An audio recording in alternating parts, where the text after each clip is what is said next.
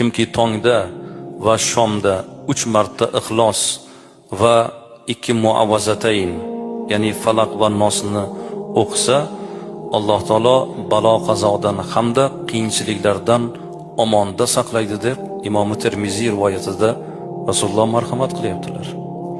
Imom Qurtubiy aytadilar: kim uyga kirishida Ixlos surasini o'qisa, kambag'allik bo'lmaydi u xonadonda degan ekanlar.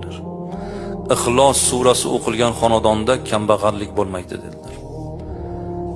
Ibn Najjor aytadilar: kim safarga chiqish oldidan 11 karra Ixlos surasini o'qisa, Alloh u safardan qaytib kelguniga qadar uning uyini muhofaza qiladi deb bu zot marhamat qiladilar.